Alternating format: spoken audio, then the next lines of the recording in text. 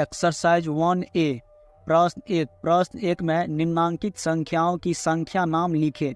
ये सब जो दिया गया अंक में, इसका हमें संख्या नाम लिखना है।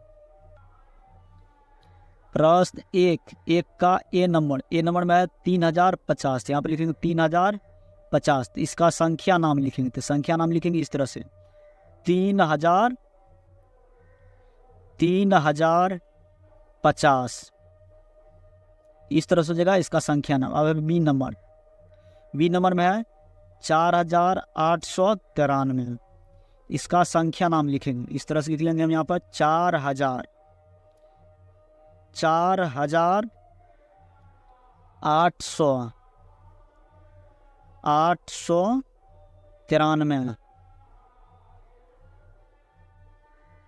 इस तरह से इसका हम लिखेंगे संख्या नाम। अब प्रश्न सी में है 40,025, 40,025, इस तरह से लिखेंगे इसका नाम संख्या नाम 40,025, इस तरह से हो जाएगा। अब प्रश्न डी नंबर में 3900, यहाँ पर लिखेंगे 3900, संख्या नाम लिख लेंगे यहाँ पर 3900,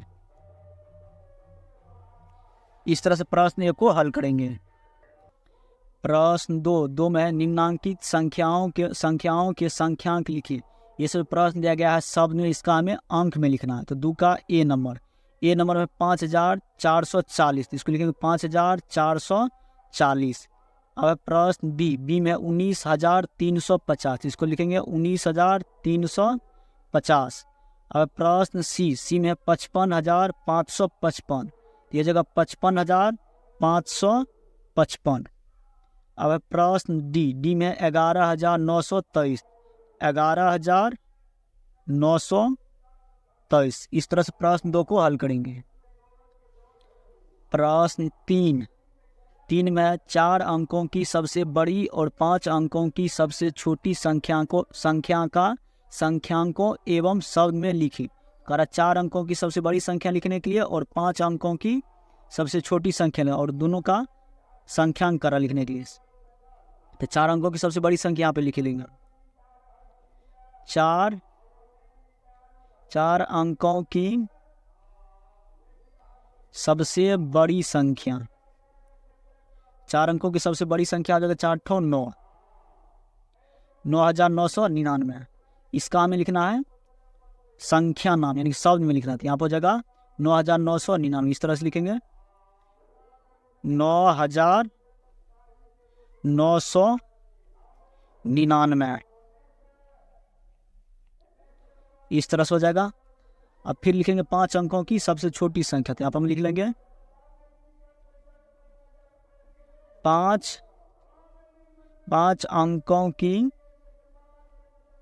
सबसे छोटी संख्या।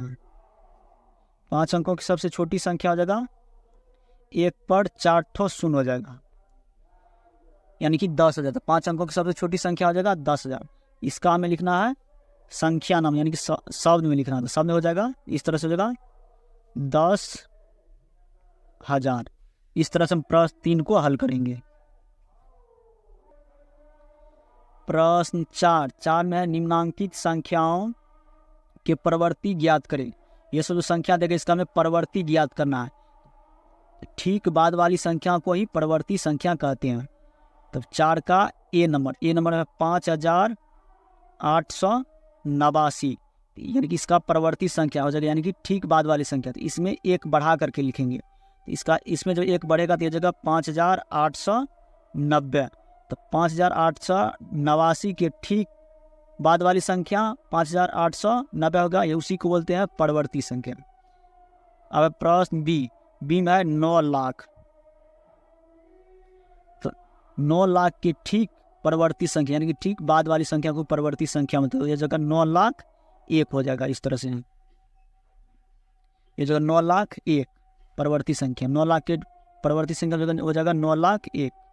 अब प्रश्न सी में 8,999, इसका प्रवर्ती संख्या हो जाएगा 9,000, एक बढ़ जाएगा तो हो जाएगा 9,000।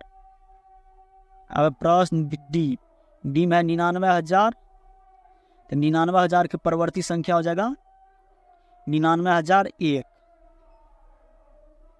परवर्ती संख्या का मतलब हो गया ठीक बाद वाली संख्या, ठीक बाद वाली संख्या को ही परवर्ती संख्या कहते हैं।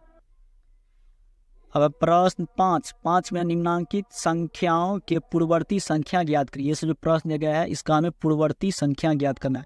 पूर्ववर्ती संख्या का मतलब हो गया ठीक पहले वाली संख्या को पूर्ववर्ती संख्या कहते हैं, यानी कि सब में एक घटा करके जो लिखे होगा वही हो जाएगा उसका पूर्ववर्ती संख्या। तो 5 का एक ए नंबर में है 1,000, 1,000 का पूर्ववर्ती संख्या हो जाएगा 999, इसमें एक घटा करके लिखेंगे तो हो जाएगा 999। अब प्रश्न बी, बी में 11,111, तो इसका पूर्ववर्ती संख्या हो जाएगा 11,110। अब प्रश्न सी, सी में 90,000, 90,000 के ठीक पूर्ववर्ती संख्या हो जाएगा 89,999।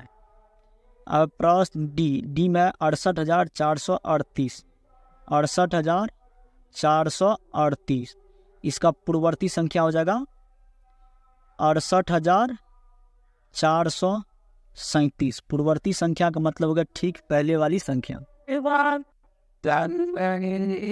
प्रश्न 6 में क्या आप एक अंक बता सकते हैं जिसका स्थानीय मान और वास्तविक मान सदैव समान रहता है? यदि हाँ तो उसे लिखिए। इसमें कह रहा है कोई ऐसी संख्या है जिसका स्थानीय मान और वास्तविक मान समान रहता है, यदि हाँ तो उसे लिखिए। जैसे हम कोई संख्या मान लेंगे 105, इसमें शून्य का स्थानीय मान हो जाएगा शून्य ही हो जाएगा और वास्तविक मान भी हो जाएगा शून्य, और इसी शून्य का वास्तविक मान भी हो जाएगा शून्य ही हो जाएगा। इस तरह से वास्तविक मान भी हो जाएगा शून्य, वास्तव में तो ये शून्य ही है और शून्य का स्थानीय मान भी शून्य ही आ रहा है। और दूसरा अगर हम ले लेते हैं 3025 ले लेते हैं, तो इसमें इस शून्य का स्थानीय मान तो शून्य ही हो जाएगा, शून्य हो जाएगा, और स्थानीय मान तो इसका शून्य ही हो जाएगा, और वास्तविक मान वास्तव में ये शून्य है, तो आप लिखेंगे वास्तविक मान, वास्तविक मान तो शून्य ही है, ये शून्य हो जाएगा। 105 में शून्य का स्थानीय मान शून्य हो रहा है, वास्तविक मान वास्तव में ये शून्य तो शून्य ही है। 3025 में देख रहे हैं तो इसमें शून्य का स्थानीय मान शून्य हो जाएगा। किसी भी संख्या में शून्य का स्थानीय मान शून्य ही होगा और वास्तविक मान भी शून्य होगा। इसमें कह रहा है कि क्या कोई ऐसी संख्या है जिसका स्थानीय मान और वास्तविक मान समान रहता है? तो हाँ, समान रहता है, तो वह संख्या है शून्य। इसका उत्तर हो जाएगा शून्य। इस तरह से लिखेंगे शून्य।